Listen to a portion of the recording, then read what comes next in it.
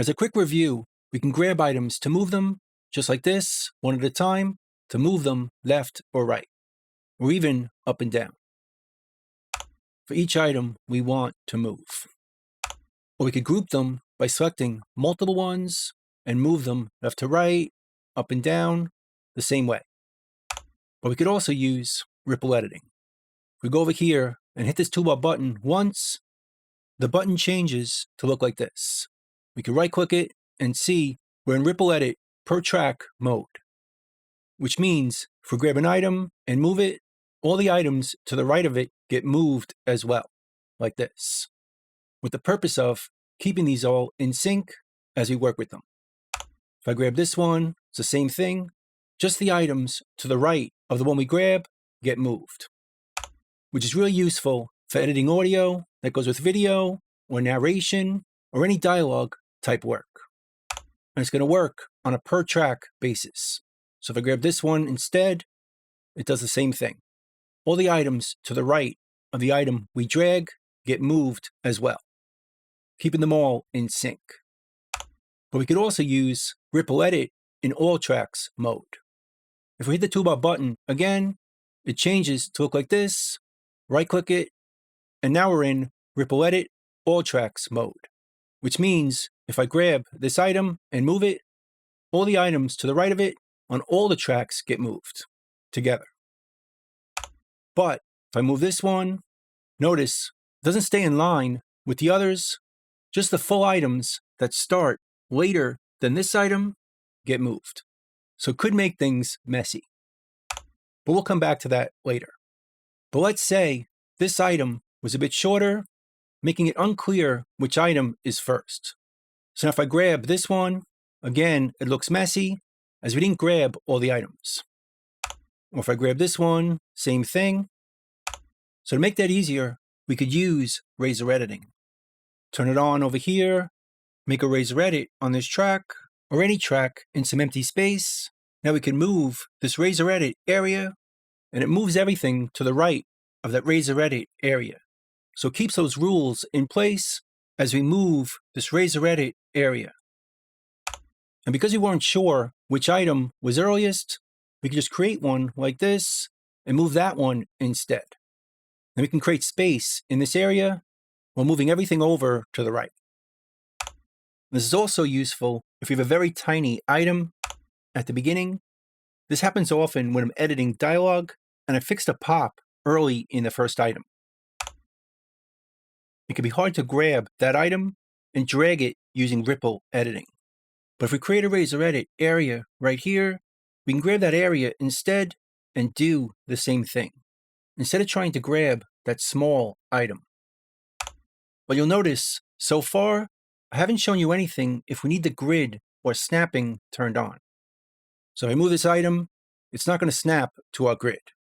And if we turn on our grid and snapping, now it will snap to the grid, but it snaps based on the left side of this item, or any item we move, which is going to put this vocal at a sync, where it starts before the grid, or after.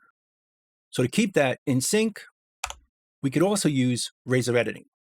Turn it on again, and just create a razor edit over here, and have it stop exactly on the grid. And now, we can move our razor edit instead, and put it exactly on the grid. And that'll keep everything in sync, or in relation to the grid, perfectly. So we can move our items to create more space, or if we want to move our items earlier in the project, create one here, and just drag it over to put our items earlier in the song. Now this will also work if we change this to ripple edit per track and use by right-clicking this toolbar button and turning on automatically group all tracks for razor editing. If we do this and create a razor edit, it creates it for all the tracks in our project. So now, even if we're using ripple edit per track mode, it's now going to work on all tracks. So again, we can move it over, create room to work with items before our project, or move it over so they start earlier. Now, because we're working on the grid, we could also do this with relative grid mode. if we right-click the snapping button, we can turn on Snap Relative to Grid. And with this on, notice the toolbar button changes to look like this. And now, if I grab this item, let's turn off Razor Edit, notice there's an extra line over here. This is where our grid was placed before, like this. So now, if we move this, instead of snapping to the grid on the left side, it's going to snap based on this line instead. So I can move it over 1 bar, or 2 bars, or 3 bars, to move it over to create that space. Let's put it back to Ripple Edit all tracks. Now we can move it all together by 1 bar, 2 bars, to create extra space for our production. Or remove it so we can go back to the beginning of our project. But we don't have to use Snap Relative to Grid. Instead, we could use Start Offset. If we put our cursor into the left corner of this item, see how the cursor changes, and drag over, see how it creates a line. We could put that line on the bar 2. Now if we move our items with snapping turned on, it's going to snap based on this line instead. Let's turn off the grid so we can see this clearer. Now if we move it, it snaps based on that line instead. So it behaves like the relative grid mode, but instead uses the offset snapping for this item, as we created one and put it right on the grid. So now it lines up to this grid, and it's going to snap to that line instead of the beginning of this item. Now before I mentioned, when we moved items all together like this, it sometimes makes a mess, as it doesn't move the items across the track perfectly. It's based on the size of our items. So if they're not perfect, moving this isn't going to be perfect either. But if we want that, we could put our cursor anywhere in this item and click so the play cursor is in there. Go to the Actions menu, Show Action List, and type into the filter Start Item. And there's an action right here that's going to move the cursor to the start of our items. Double click it, and it moves the cursor right here.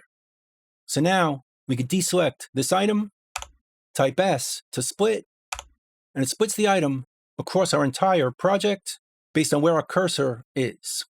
So now I can move this item, and it moves it all perfectly over, creating some space if we need it based on the start of this item. But notice we didn't do it based on the grid.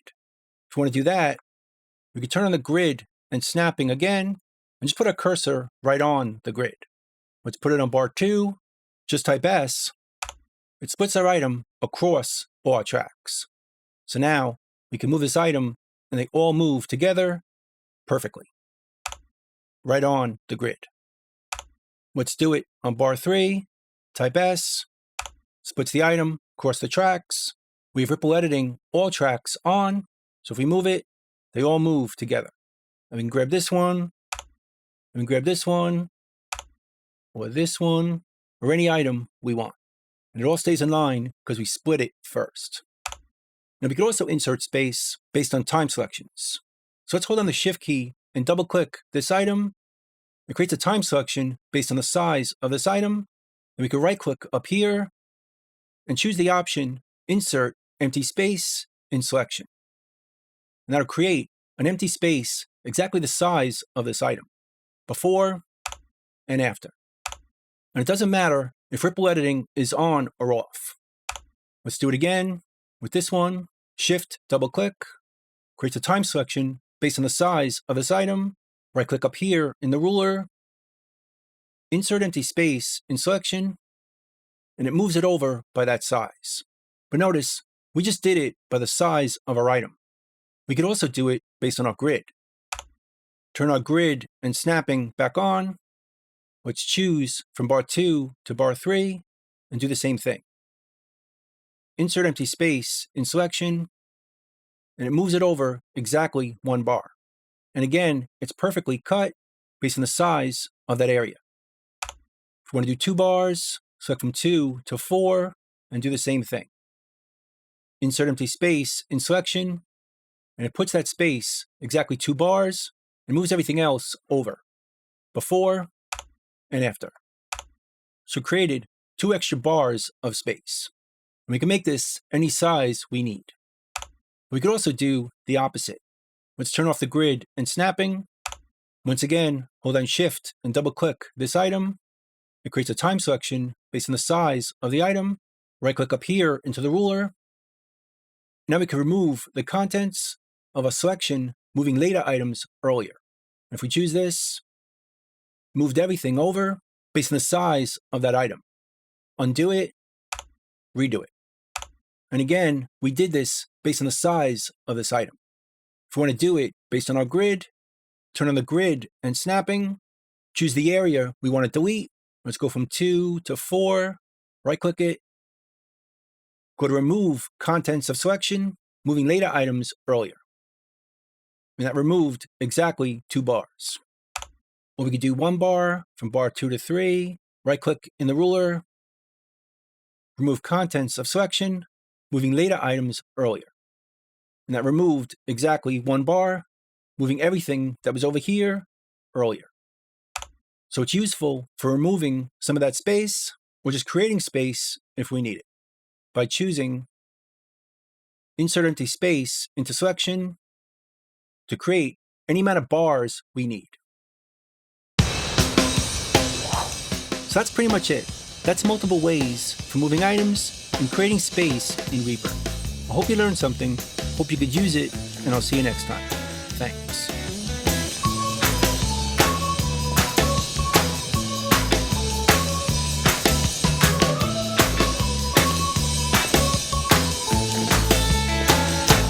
Bingo, boys, let's go.